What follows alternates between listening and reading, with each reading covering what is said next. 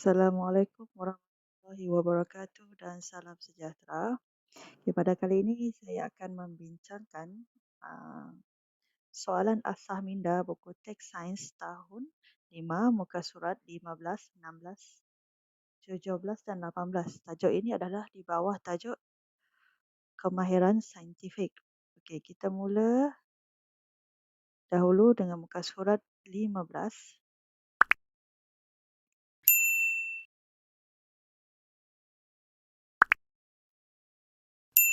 Okey.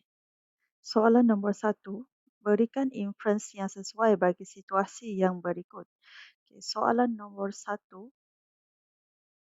A. Okay, soalan nombor 1 ini adalah berkehendakkan kemahiran proses sains inference. Jadi, apakah inference? Inference adalah memberi sebab ke atas sesuatu perkara ataupun pemerhatian. Okey, pemerhatian anda melihat kayu balak yang besar terapung di atas permukaan air. Jadi berikan inference, berikan sebab kenapa kayu balak yang besar terapung di atas permukaan air. Soalan inference biasa kita akan mula dengan perkataan kerana. Sekiranya tiada pemerhatian dibuat. Okey, tapi soalan A ini ada pemerhatian, ini pemerhatian. Okey, jadi mula dengan kerana. Kenapa kayu balak terapung ni?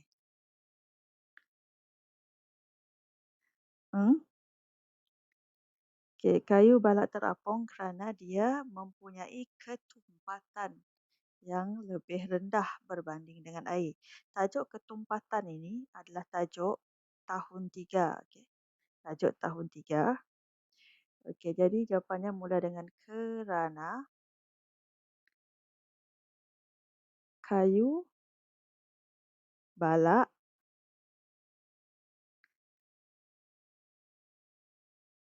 kurang tumpat berbanding air. Okey, itu jawapan A. Okey, tajuk ketumpatan ni adalah tajuk tahun 3. Okey, tajuk tahun 3. Okey, seterusnya soalan B. Pemerhatian kamu adalah kadar pernafasan menjadi lebih tinggi selepas bersenam. Okey, pemerhatian kadar pernafasan menjadi tinggi. Okey, tajuk kadar pernafasan ni adalah tajuk tahun 4. Okey, kadar pernafasan. Kita bagi kepada 3. Itu rendah, sederhana dan tinggi. Jadi kenapa kadar pernafasan orang itu tinggi? Okey, selepas bersenam. Okey, kerana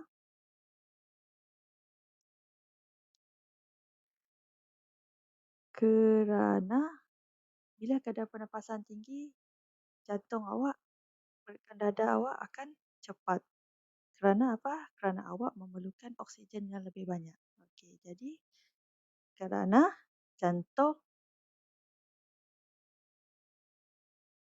ataupun tubuh badan awak memerlukan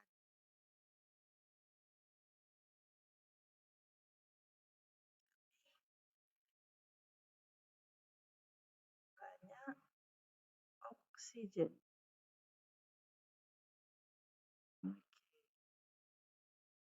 Jadi apabila awak melakukan sesuatu aktiviti yang mempunyai kadar pernafasan tinggi, jadi lebih banyak oksigen yang awak perlukan.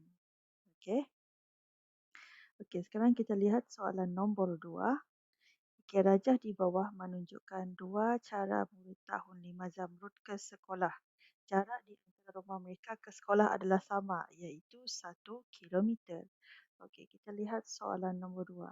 Saya suka kalau saya mengajar murid-murid, walaupun soalan itu tak ada pemboleh ubah, saya tetap menyuruh murid-murid saya untuk mengenal pasti pemboleh ubah supaya mereka biasa sebagai satu letihan kepada mereka. Okey. Okey, bila lihat soalan ini, pernyataan ini, Rajah menunjukkan 2 cara murid ke sekolah. Jarak di antara rumah adalah sama. Okey, jadi perkataan sama ni membawa kepada boleh ubah dimalarkan. Okey, dua cara ni adalah PM.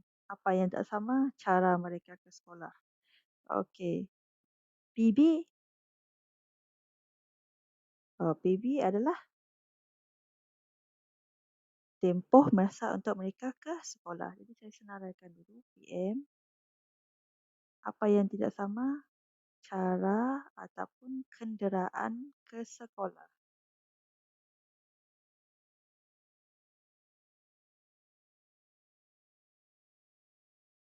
PB, apa yang awak nak perhatikan adalah tempoh untuk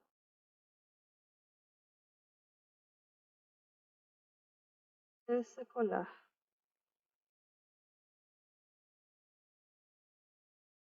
PMR, apa yang sama?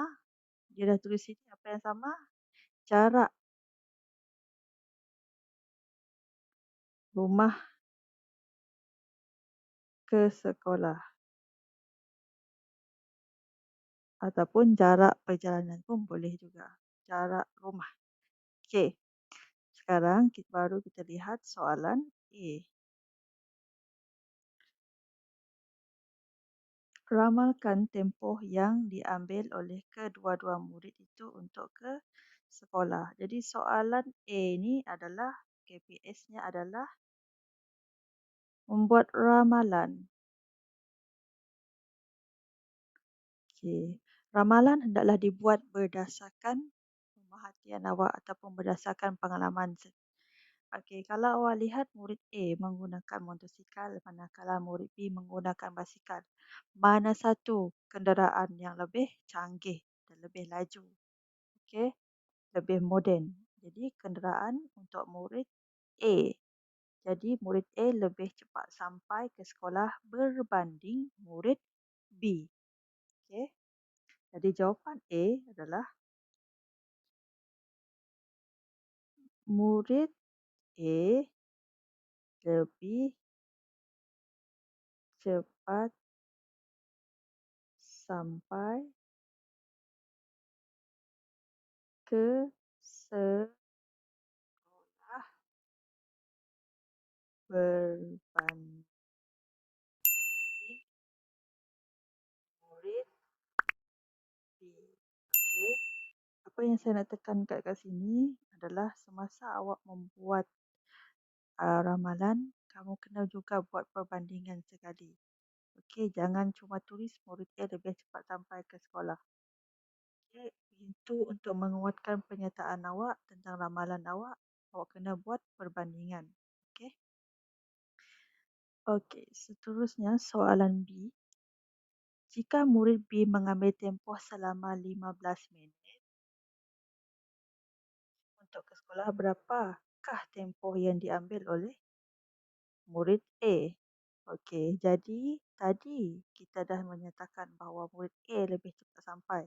Jadi kalau murid B ambil masa 15 minit, jadi masa untuk murid A mestilah kurang lagi daripada murid B. Jadi jawapannya adalah tempoh masa yang diambil oleh murid A kurang daripada murid B. Macam tu. Okey. Okey, mesti menulis secara spesifik, secara detail jawapan anda.